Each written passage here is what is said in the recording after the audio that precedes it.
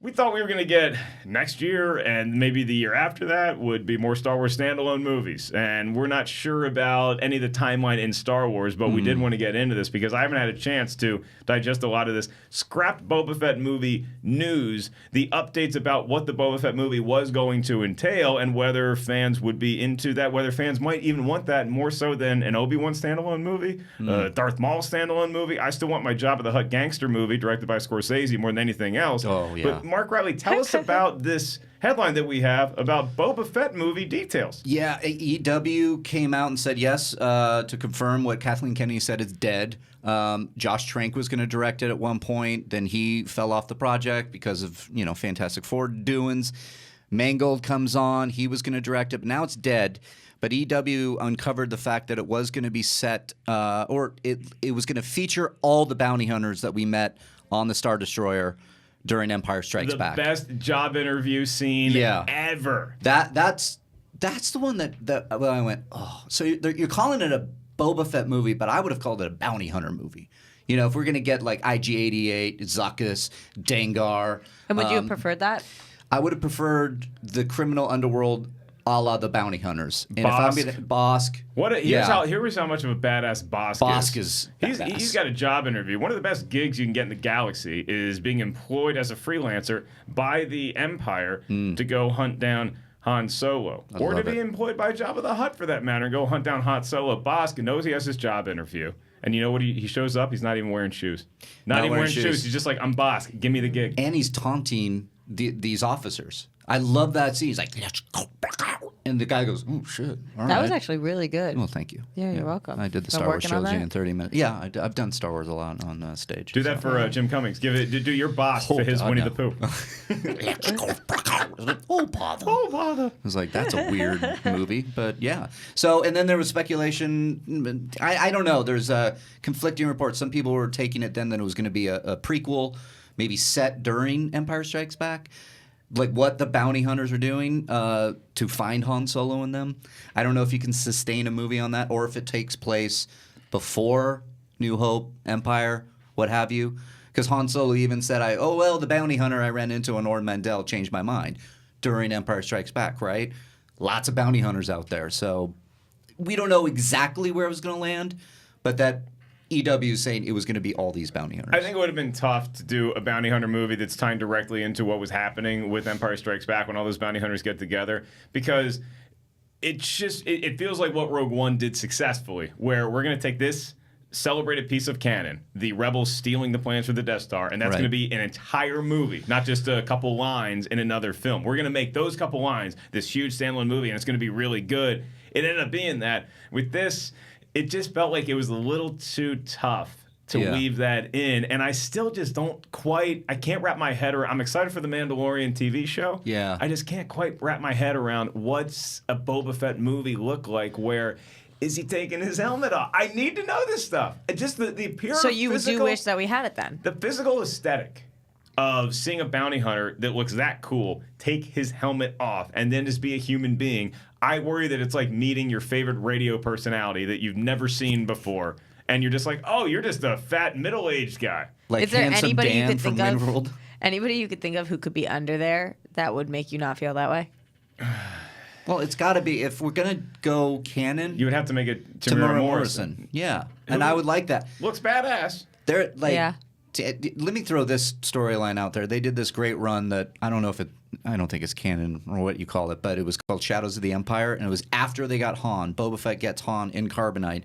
All the other bounty hunters start to attack Boba Fett to steal him and take him to Jabba. Okay, that's pretty cool. So there was a whole big storyline, and it also included how Leia got the Bouche outfit, how they got the plans to go into Jabba. Okay, I'm listening now. It all happened in that space between Empire and Return of the Jedi, and included Boba Fett was at the center of it because he was defending his catch. And that was one of my favorite storylines in the comics when it was Dark Horse. Curiosity. Now you got my interest. Roxy, would you, can I consider you a casual Star Wars fan? Does that work? So. Is that fair?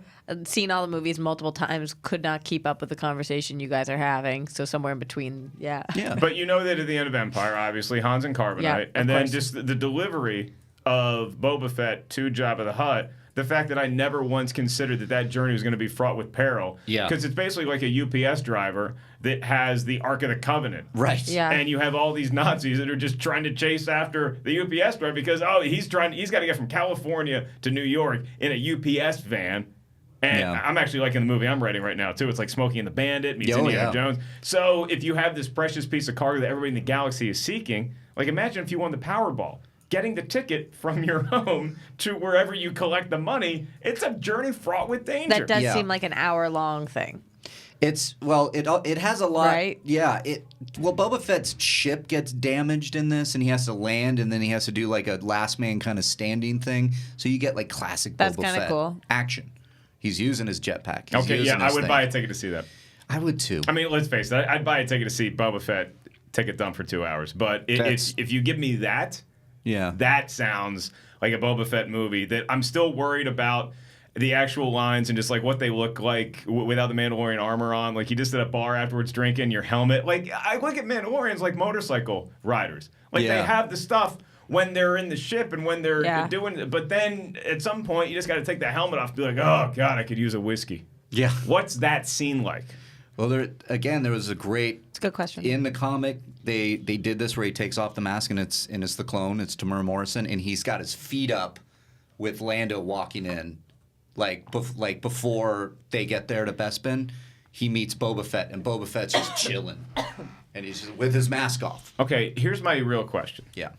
What does Boba Fett wear when he's not wearing on his day off? If he just got back, he just collected his bounty, dropped the thing off, got the money, goes back to his crash pad. I imagine his pad is kind of like George Clooney's and Up in the Air.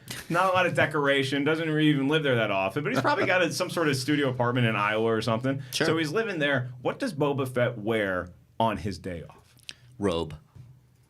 It's a good one. And it's like Is there any open, design to it? And it's just kind of like a bathrobe. Just like Rodney Dangerfield late in life? Yeah. Just bathrobe I think that's all the good. time? Just a pretty plain, just kind of open, boxer briefs, obviously. Okay. And he's drinking orange juice from the carton. I'm not picturing it. So he's kind of like the dude from Big Lebowski on his day off. Writing a check for 27 cents or whatever he was doing. Okay, so Roxy, you're not having Mark No. Riley's pitch of a Boba Fett in a bathrobe. What do you No, think that's Boba Fett the wears? joking way, I feel like white jeans. He's in white jeans. You think he's a and little bit of a... t-shirt. So this is like Footloose now kind of thing? Kind of like, I just am kind of, well, first I was picturing him in joggers, and it just didn't feel right. He can't be that casual. He needs like a little more jean denim. See, when you're not in the armor, though, I feel like Boba Fett dresses a lot like I do. Yeah. Gym shorts. No, Loose he does hoodie. not wear gym shorts. It's your day Flip off. flops. You're watching the game. No flip flops. You're not bounty hunting. No, no. Well, for real, like Star Wars-y kind of stuff, like maybe what Luke was wearing in A New Hope, like just a kind of a, Just the thing. robes. Like a just like satchel. a satchel Yeah. with a little I could belt. actually see Tamira Morrison pulling off the Han Solo look pretty well with the vest. Yeah. I think that could be cool. That'd be I cool. think even go a little Lando, throw a cape on there or two. Yeah. Boba Fett makes money. Okay? Yeah, he now, he does. has to pay a lot of that to the government. Right. Because as a freelancer, I'm well aware the government, oh my God, do they love my money. Jafiel. They love taking it. Mm-hmm. So he probably pays his own health insurance. Mm-hmm. Let's face it, Boba Fett probably hasn't paid his taxes in 10 years. Okay, he's You very really good at think evading that? people. I don't think Boba Fett is a taxpayer now. Wow. I think he's supposed to. I just don't think he has. Is that going to be part of the non-movie? I think tax evasion would be something that they would get Boba Fett on if this became a trilogy. Yeah. But do we have an update on when this movie would actually come out? It's totally dead? They're saying it's Kathleen Kennedy, 100%. Yeah. Okay, so what if the Mandalorian show comes out and it's a hit, which I think it will be for the Disney streaming service? Could we get Boba Fett appearing in a movie, a standalone Boba Fett movie that premieres on the Disney streaming service? That's a good question. Would they do a Star Wars movie with a character of that iconic caliber I don't on a think so. streaming service, or do you think they'd go to the theaters? I think they go to the theaters. Yeah, I think it's dead. I think it's dead. I think, and she said they're focusing all on the Mandalorian, so maybe there's elements. Maybe Boba Fett shows up. I mean, the argument too is he's not a true Mandalorian. He just took the armor because it's a whole different kind of life. It's a it's what they do. It's a life choice. The Mandalorians, right? And I think it's in there that they're like Jango Fett and Boba Fett. They're not Mandalorian. They just took the armor, kind of thing. So they're kind of looked down on. How many people do you think, if we did a man in the street thing, if Brett was here right now and we sent him over to AMC, would know what a Mandalorian was? I would say 1 out of 10 people. I would say 3 out of 10, but I would say 8 out of 10 know who Boba Fett is. Yeah. Which is hilarious. Yeah. Because like Boba Fett wears Mandalorian armor, and so people know Boba Fett, and they could probably tell you that, what's this picture of? So everybody would say Boba Fett. You could even show people a picture of a non-Boba Fett character in Mandalorian armor, and they'd be like, oh, that looks like Boba Fett. Yeah. So that character is certainly iconic, even though he's got like 3 lines. But I just think that the Mandalorian show is going to have so much Star Wars cachet that it's going to generate renewed interest if it's done right. Mm-hmm. And judging by the talent that they already have in front of, behind, running the ship over there, I think it's going to be a big show. Do you think most people know there is going to be a Mandalorian show? I think most people don't even realize that there's going to be a Disney streaming service yet. I don't think that that's really ramped up into high gear. But I'm fascinated. When I'm home for Christmas or Thanksgiving, I can't wait to have a few Coors Lights with my dear mom and talk to her about, did you know there's a Disney streaming service? Did you know all this stuff happening? After we get through our debate about First Man, which is probably going to take up like Wednesday and Thursday for Thanksgiving. It's going to be an awkward dinner at Thanksgiving. That. Oh, boy. But then we're going to get into that stuff because I'm curious. Like, we report on this stuff day in and day out. But when you get out there in the world, do people know that Disney's launching a streaming service that's going to be like Netflix? I don't think they know that yet. My mother doesn't know that. I don't think Disney cares. I don't think Disney cares at this point in time. We're launching our Schmoedown website on Thursday, and we're making the announcement today.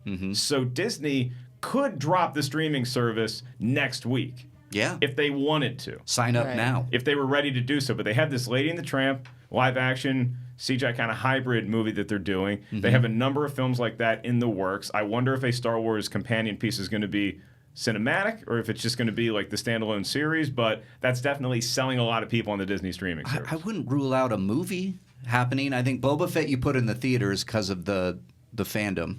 But why couldn't you do like what Disney's doing with Lady and the Tramp, but do like a smaller... I don't know, just a character that's not going to be on the streaming service, though. Lady and the Tramp is. The Lady and the Tramp movie is debuting. Really? Yeah. Is debuting on the Disney streaming and service. then is going to theaters? No, just debuting on the streaming service. I did not realize just like that. a Netflix original movie. When is that? They haven't said. 2019. 2019 is when the service launches. You imagine Lady and the Tramp's going to launch along with that. When is Mulan? Mulan is 2020, I believe.